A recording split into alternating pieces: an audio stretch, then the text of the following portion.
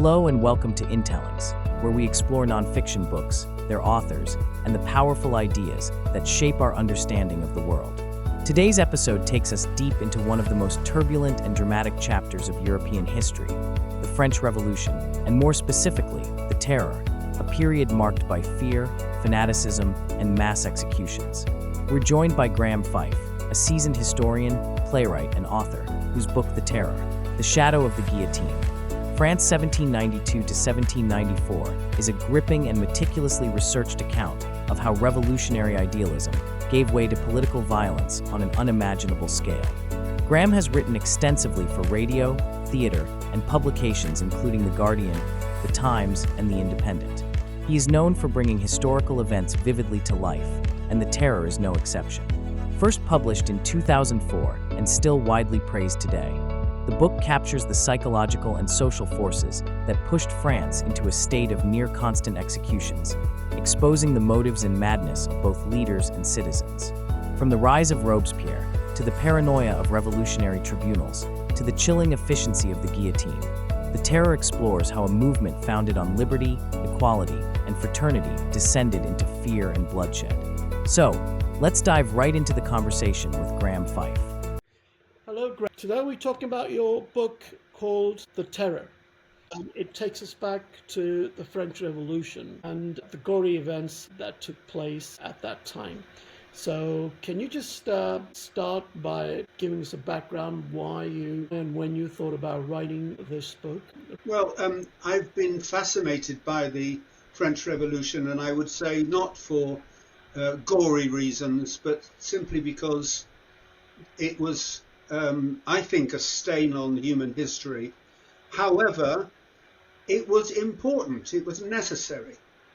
The revolution needed to happen because the imbalance in French society was truly shocking. And I didn't, of course, at the time, ponder parallels with other situations, above all because I was concentrating on events in France during that revolution. However, at the outset of the revolution, the divisions in French society were stark. There was at the head the king, who claimed divine right, so that everything he said went. Nobody could question it. It was a kind of papal infallibility, if you like. And to his immediate circle, there were aristocrats, some who had been born aristocrats, others who had won nobility by their actions and their deeds. Now, I think now that, and I thought at the time, the revolution was important because, for instance, all the aristocrats were exempt from tax. They paid not a bean, and they weren't all very, very wealthy. Many of them were obscenely wealthy, as was the king. The underclass, the poor people, as they called them, le menu peuple, the little people, were overburdened with taxes. They had no recourse. There was nobody speaking for them. They were effectively powerless. Now, if we consider what is happening in America right now, and I have American friends to whom I have spoken about this because America is a puzzle. It's a societal dysfunction, as was France at the outset of the revolution. There is an underclass, they're underpaid, they are forgotten, neglected, and they feel neglected. They feel overlooked by politicians, by everybody in power. Consider the obscene, and I mean obscene, differences between the tech billionaires who have massive amount of money and those people who are dirt poor, still in a country which is highly segregated. As President Obama spoke, the swill of slavery. Now, these moral fissures reach deep into American society, just as in France moral fissures reached deep into their psyche. And at the outset of the revolution, I repeat, it was important for things to change. Now, how did it start? I think everybody knows about the fall of the Bastille, the hated royal bastion on the eastern fringes of Paris. And the mob marched on the Bastille on the 4th of July, 14th of July, 1789. Just as in January 2021, the mob of disgruntled marched on the capital. Again, the symbol of the hated government, or the government that was not looking after them. And they were egged on by Trump himself, who had been ousted legally, and he urged them to fight, fight, fight. That's exactly what they did at the Bastille. Exactly what they did. And that started the revolution. Now, I'm not going here to argue whether it was important that Trump introduced a revolution that was important. He says he's going to clear the swamp, i.e. eradicate corruption, and then look at his cabinet. The people he's packed in there, I mean, they're basically like the French aristocrats supporting the monarch. Divine right, another thing. Trump survives 2 assassination attempts.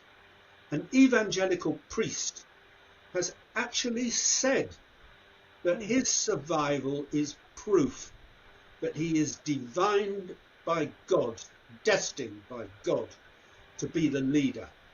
If that's not divine right, I'd like to know what is. Now, another parallel, and believe me, Trump, this is long before Trump that I wrote that book, but the French Revolution was driven on, fueled by the most inflammatory rhetoric, geeing up the mob, the people who were underprivileged, disadvantaged, into doing the most terrible things. Just as Trump uses populist language, I mean, you've all heard him, it's an exact replica of the sort of things that they were saying during the revolution. And before this last election, he said, if I am not elected, there will be a bloodbath. He immediately glossed that by saying, I do not mean blood. In which case, bloodbath, I mean, you know, I think we know what bloodbath is. I give you an example from the French Revolution. Maximilien Robespierre, you probably know him as Robespierre. Robespierre is how they say it in French.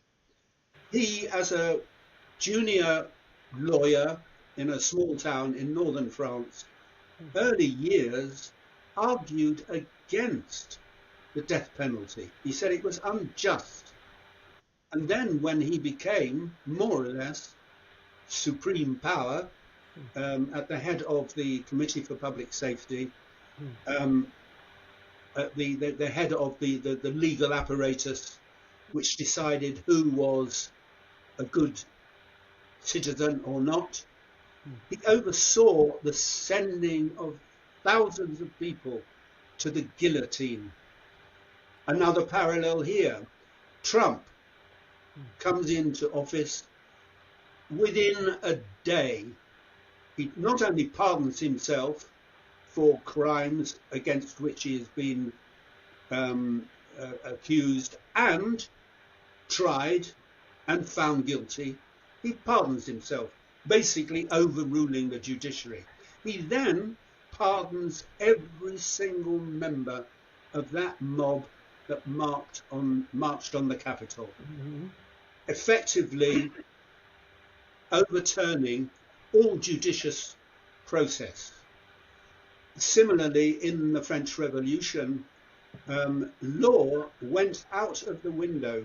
you could be called suspect for looking suspicious. I don't make this up. An old woman turned in her neighbour because she heard her saying, "Nous avons besoin d'un rouet." Now, rouet in French means a spinning wheel. The woman overheard this, misheard it as roi, meaning king, and she was sent to the guillotine. At the end of the revolution, the public prosecutor said that the ideal time between arrest and execution was 24 hours. A QC friend of mine said at the time, instantly, not a very sophisticated system of appeal then. Now, look at what's happening in America. Effectively, they can snap up anybody they feel like, because Trump has effectively overridden all judicious process. He has packed the Supreme Court with his people, extremists all. He has trampled on federal, on state law, refused to accept their verdicts. I mean, the parallels go on. It's really quite shocking. Another thing, patriotism.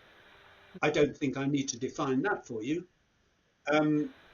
In America, patriotism is supreme. If you are a patriot, anything you do is fine. Now, in the French Revolution, they said exactly the same thing. Robespierre was taxed one time with a man who was quite evidently a criminal. And he said, it doesn't matter, he's a patriot. He loves his country. He believes passionately in his country. That makes you a good citizen. As they said in the French, civisme, citizenship. Now, we look at America, it's very, very similar there. And another effect of what Trump is doing is to isolate America, make America great again. America first. Everything for America above all other consideration. In France, exactly the same thing. The events in the country were so shocking that the other monarchs in Europe were horrified, and they allied against France. So effectively, France was isolated. It was cut off. Now, I'm not going to say whether that's a good thing or a bad thing, but it's there. You can't argue against it, and we see the effect of what Trump is doing to isolate America, the various projects that he has in mind. I mean, I find it quite shocking, actually, and shocking is what drove me to write this book. I needed to understand, or seek to understand, what happened in France. As I say, the revolution was necessary. Politicians were corrupt. The whole system was canted against the normal people, the French people. As I say, they had no recourse. They were stuck. Another aspect is that we think of the French Revolution. In fact, it was really a Parisian revolution, because not everybody in that country spoke French. Now, this may sound very surprising to you. It is a fact. In the northeast, they speak, and still do, Stimme. In the east, which is fringed by Germany, there was a sort of crossover, French and German. You still find it if you go to Alsace-Lorraine. Down in the south, on the border with Italy, there was a mingling of Italian and French. Moving further west, you go through Provence, and they speak a dialect down there. They also sound different. further along, we get to the Languedoc, and Languedoc means the language of Oc, and Oc was the French down there for yes. Up in the north, they said oui, Languedoc, and because of the preeminence of Paris, oui won out, which is why we say oui for yes. In Brittany, top of the northwest, they speak Breton. So that the whole country was divided up into different dialects and tongues. Well, look at America. I mean, you know, across that vast expanse of the country, as in the film Mississippi Burning, which I urge you to see because it's very illustrative of just how positively broken American society is. Gene Hackman, one of the people involved, says you've got to understand that here you are 10 miles from Memphis and 1,000,000 miles from the rest of the world. Yes. That's a very stark description of just how isolated American society is, and I've drawn the parallels, I think, strongly enough. I hope I have anyway. Another aspect which is important to dwell on is the sense of the enemies within. Anybody who raises a voice against Trump and his administration and the tech billionaires who are doing his bidding. I mean, you all saw, I think, Musk at the inauguration holding up his hand like this. Well, he said that wasn't anything to do with a Nazi salute. You know, please. I mean, it's laughable. It's laughable. But in France, because they were so isolated, inevitably they became very introspective and looked inside the enemies within, as the enemies without were circling them along their borders, their frontiers. The sense was that they needed, or the revolutionary government needed, to eliminate those enemies within because they were very dangerous. Hence, in 1793, the September massacres, and I mean massacres, in the prisons. Mostly priests were killed because they were believed to be contrary to the revolution. All they needed to do was say something, and they were for the guillotine. It's really quite horrifying, and I would also say that in America we know about fake news and hoaxes, and nobody knows what on earth is going on. Well, in France at the time of the revolution, and I repeat that it was in a sense a Parisian revolution, and you still find opposition to Paris in France. I had friends in Paris, in France, and they still feel a certain division away from Paris, this little hub supposedly, but that dates back to King. Well, we know about Washington, and in during the revolution, they were saying all sorts of things which were put forward as true. Who could argue against it? It was dangerous, very, very dangerous. I mean, there are so many stories attached to the cruelties that were meted out on people who opposed the revolution. I hardly need to dwell on the way that so many people in America are treated now. The coloured people still segregation runs deep. And again, I have this from American friends because it's a puzzle, just as the French Revolution is a puzzle. How it developed. It was important at the time for things to change. Good. They introduced the rights of man. They introduced liberté, égalité, fraternité, liberty, equality, and fraternity. We're all free, and we're all equal, and we are all brothers. Well, look what happened to that.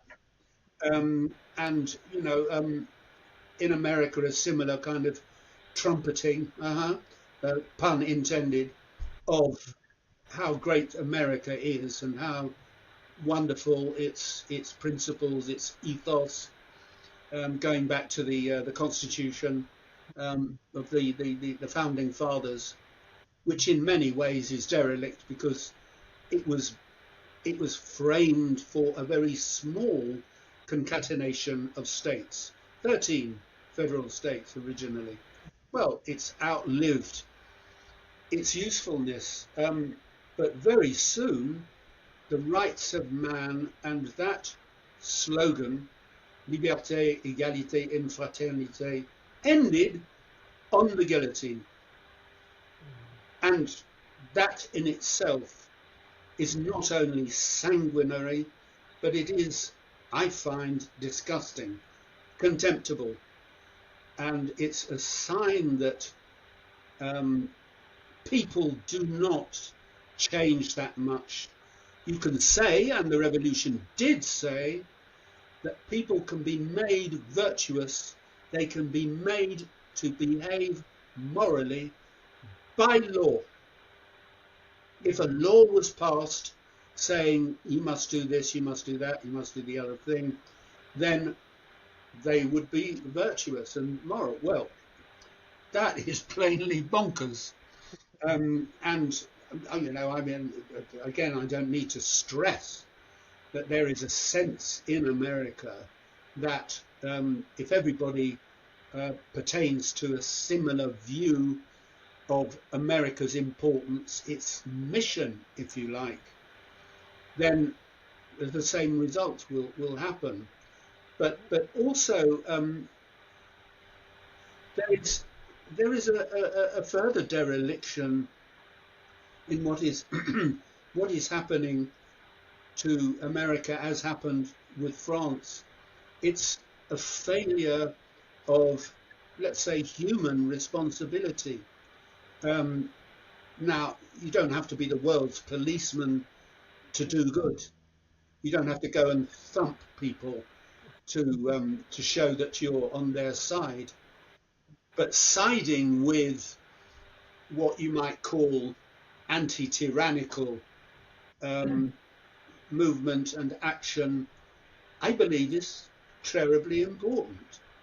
And in France, it was that failure to be part of the brotherhood of man, to spread that ideal, that idea, which undercut all the promise of the revolution.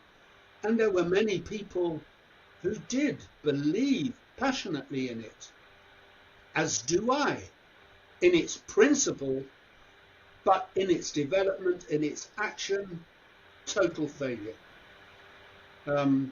And I need to add what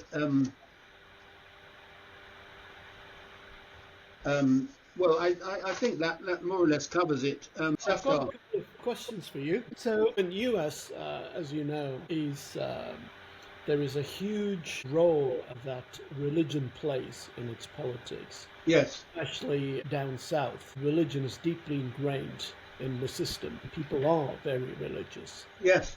What was the role of religion in the days of terror, that, as you describe it, in France in those days? Well, religion was effectively banned, and they introduced a sort of cult of virtue. This was Robespierre's big thing, virtue.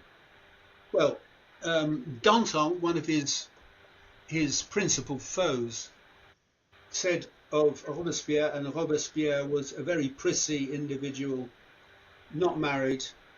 Danton says, "Virtue is what I do with my wife every night." And if he wanted to get up Robespierre's nose, he did big time. They banned all religious foundations, and churches were converted into warehouses and storerooms. Even the cathedral, Notre Dame, was used as such. So basically it was secular. And that is one of the problems that continued in France for a long time, Safdar. The split between those who believed in religion. The problem is that they were Catholic, and there was that argument that the Catholics looked more to the authority of the Pope than they did to the authority of the King, or to the authority of the government. And that continued all through, really until the Second World War. The other question that comes to my mind is that the US, the West as a whole, is no longer a monoculture. A huge amount of migration has happened in the US, the country we are comparing with right now. So how do you see that? Because the France of those days was almost a monoculture. The recent wave of migration hadn't happened yet. So how would you compare that? Because that sort of creates even more divisions in a society. So what's your Well, I'm not sure if I would describe the France at the time of the revolution as a monoculture, Safdar, but because there were so many different pockets of society.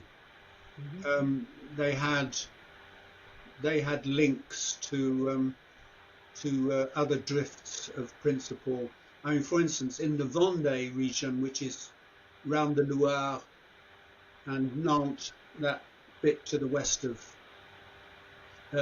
France, they were ardent Catholics, and they rose up against the revolution because they were enraged by the guillotining of the king, and they were written off as not much better than the animals they tended. And they fought very hard, but because they needed to get back to their farms to survive, they could take land, they could take ground, but they couldn't hold it. And so that I would suggest, and this is not something I would argue fervently for, but I wouldn't call it monoculture in truth. I think it's quite diverse, very, very different attitudes, and it's largely triggered by the attitude of individual areas to the pronouncements, the edicts issued from Paris. Again, I repeat that. I mean, most of the people out of Paris couldn't even understand the edicts because they were written in French. And down in Provence, they say that there are three terrors, and this was not to do with the revolution, but three terrors: the Mistral, the big river that floods and overruns land, and the government. Now, that is in conflict with other areas in France. I mean, Bretagne, Brittany as we call it, always felt itself autonomous, and to a degree still does. Down in the southeast, Savoie, you know, the mountains, the Alps and all the rest, they saw themselves as separate even from the king. They felt that their power was better invested in their ways and traditions. And it goes on. So it was a gathering of peoples who, they might be called French, but I'm not sure that they believe themselves to be French. I mean, a friend of mine down in Languedoc, for instance, I said to him, "Do you sing the Marseillaise any time?" I mean, he's an Englishman, and he said, "Well, down here, they say we live in Massat, a small village first. We are Ariégeois, which is the département, Ariège, and we can be French, but we don't feel it." And so it goes on. It goes on. And the revolution, in a way, played on that disparity, and they sought to coalesce it, to do exactly what you're suggesting, to make it a monoculture. But they were doomed. I mean, you might just as well say go to America and make Mississippi understand Maine and Massachusetts. So what's brewing now in the US? How would you describe the division there? Because there is this color politics. There is also the rise of the right represented by Trump, and we are seeing similar waves happening in countries like Germany and some Yes. other European countries. And I think that's where the UK is most probably headed in the days to come. How long will this process take? I don't know. But I would love to have your thoughts on this. It is a worrying prospect. I mean, particularly in Central Europe now. Hungary has gone that way. Austria is going that way. Germany is trying to go that way. Who knows what's going to happen in France?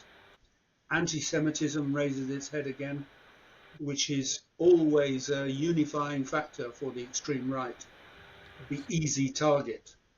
On the matter of language, I agree with you. Yes, of course, in America, they all speak English.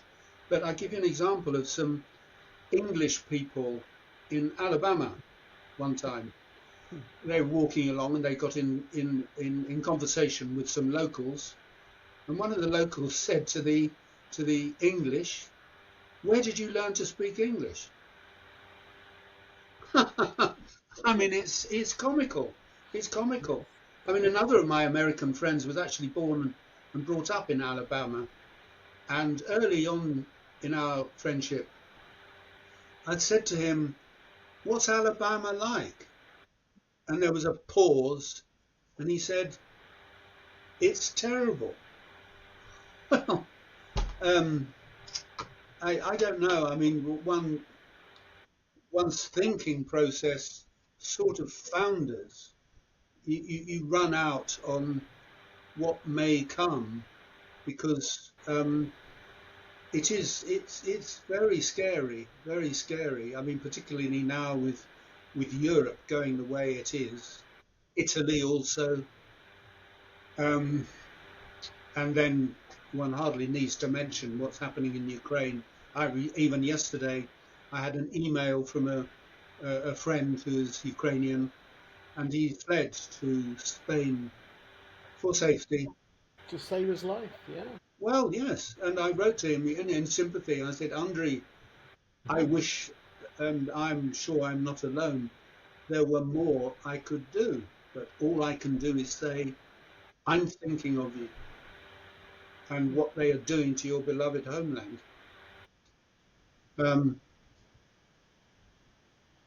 I think it goes deeper than that. I mean, I'm sure you know that it goes deeper than that. Yeah, You know, if there were no talk of NATO bases in Ukraine, then I don't think Putin would have really bothered about Ukraine. It's just that when they thought and when they realized that now, because NATO basically means the US, and they will now be at our doorstep, and they'll be, pointing there. weapons at us. Yes. So, what's your take on that? Well, people will say anything. I think Safdar, they'll say anything, um, and protecting their own interests. I mean, that we go back to the parallel. Um, and on the immigration, I mean, just to recap on what you were saying about the immigration, there was a very good documentary recently on the BBC about how America mishandled actually, the immigration of principally Jews in the 1930s, fleeing what was happening in Germany. And a German was interviewed, and he said, yes, it was awful what happened in Germany. But when you start to get on your moral high horse, speaking of America, I say one word to you, Mississippi. Well, it's tricky, it's confused, and that's one of the great problems, I think, now, Safdar, that it is so very confused. Conflicting interests, people wanting to keep their oil, their energy, their gas, and all the rest, and they will excuse much in defense of that. They need it, and there's money as well, of course. How do you, sorry to interrupt you, but how do you see things unfolding in the US from now on? Well, I think they're very close to civil war. I really do, because yeah. I mean, my friend in Boston has said that, in his view, Trump's measures will be very popular for a while, but when mid-term, and remember that all congressmen and all senators are only there for a limited time before they have to face re-election. So basically they're campaigning the whole time, which in itself is mad. But he said, when the economy tanks, as it will do, because that man has no idea about finances. He may be very wealthy, but he said that's when it will hurt the people who are his constituents. And once it does that, then it's possible, only possible, that they will turn on him. And one can only but hope that they will. And hope that it does hurt them, because that's the only way things will change. So that's how I see it. Well, not developing, that's what it's headed for.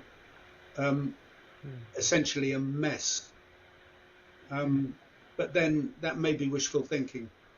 What would you say to people who refer to his previous term? There was a good economic growth in those days, and figures would suggest that he actually seems to do better than his counterparts. Yeah, well, that may be so, Safdar, and I'm not really qualified to speak on that. But in his first term, at least, he did have what they call grown-ups in the room, and it may be their counsel which made him veer away from his more radical ideas. Now that is not the case. He is surrounded by yes men who have got an awful lot of money, and they're only ever going to act in their own interests, and that is the danger, I think. But there are many people who have said that his grasp of economic matters is feeble. And this is a man who, in his first term, in a presidential address to the nation, declared that the reason why the Americans beat the British in 1812 in a recrudescence of the fight for independence was that they had control of the airspace. and the landing fields. This is the president, 1812. One recoils in dismay at how ignorant somebody can be. It would be laughable were it not so shocking. Tell us something about the fiction book that you've written on the same topic. Well, the story of Charlotte Corday, who was the daughter of an impoverished aristocrat, and they were not, as I said, they were not all filthy rich. Some of them were really quite grindingly poor. But she was an aristocrat, she could do nothing about that. But she decided that Jean-Paul Marat, who was one of the more inflammatory, sanguinary demagogues of the revolution, was whipping up such a hateful propulsion of revolution that she decided that the thing to do would be to murder him. By killing one man, I will save 10,000 lives. Now, I suppose that's what any assassin on the end of a rifle pointing at somebody in power will be thinking. It's deluded, but she travelled on her own, pursued, and this is why I wrote the novel about her, pursued by a secret policeman, and basically France was a police state, as many say America is today. And I wrote the novel about her trip to Paris, a city she'd never even visited, away from Normandy, where she lived. And she sought him out, and the story has its vicissitudes there, but she finds her way in to the apartment where he lives, and he's in the bath because he suffered from a terrible psoriasis, and an almond bath gave him some limited comfort. And she was shown into the bathroom, and she'd bought a butcher's knife, which she concealed in her bosom. She took the knife out and struck him and killed him. She didn't expect to survive, although she said had she been able to escape, she would have done. And at her trial, the prosecutor, and they were show trials, they were not judicial process at all. The prosecutor said, "You seem to have known exactly where to strike him, and that indicates that this is something that you do quite regularly." And she said, "He accuses me of being a common assassin," which is why I call the novel No Common Assassin. And I think it's a very powerful piece of work, and it draws in much about the revolution, for which, in principle, I am an apologist, in its working fervently against. There, No Common Assassin. And that brings us to the end of this fascinating conversation with Graeme Fife. His deep knowledge and vivid storytelling have shed powerful light on one of the darkest and most complex moments in modern history. The Terror, the shadow of the guillotine, is not just a historical account. It's a sobering reflection on how quickly ideals can collapse under the weight of fear, power, and ideology. If you haven't read the book yet, it's a compelling and essential read for anyone interested in revolution, justice, and the fragility of human institutions. If you enjoyed this episode, don't forget to subscribe to Intellinks for more interviews, reviews, and discussions with leading authors, historians, and thinkers. Turn on notifications so you never miss a new conversation. Thank you for listening. Until next time, keep reading, keep questioning, and stay curious.